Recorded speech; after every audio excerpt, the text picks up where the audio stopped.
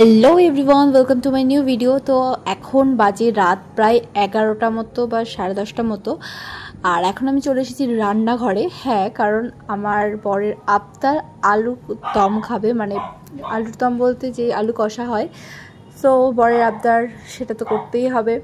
তো তাই জন্য একদম চলে এসেছি রেডি হয়ে। প্রথমে আমি পেঁয়াজ আর রসুনগুলো তার মধ্যে ভেজে মিক্সিতে ওটা করবো।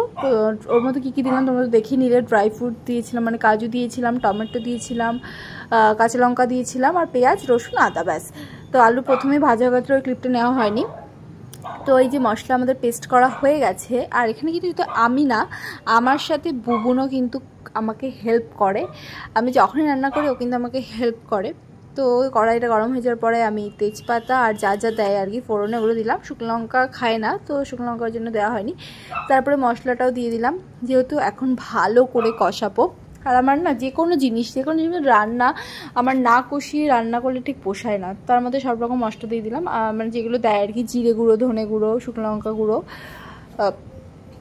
শুকনো লঙ্কা গুঁড়ো দিইনি, কাশ্মীরি লঙ্কা গুঁড়ো দিয়েছিলাম, হলুদ, নুন, সব যে মশলাগুলো আর কি লাগে সেগুলো দিয়েছিলাম। আর যেহেতু গ্রেভিতে আমি মানে কাজু বাদাম দিয়েছিলাম না, তো গ্রেভিটা একটা বাটার চিকেনের মতো লাগছিল। গ্রেভিটা দারুণ হয়েছিল খেতে। তো লাস্টে দেখাচ্ছি। তো শুকনো লঙ্কা দিয়ে ভালো করে এটা কষাতে হবে।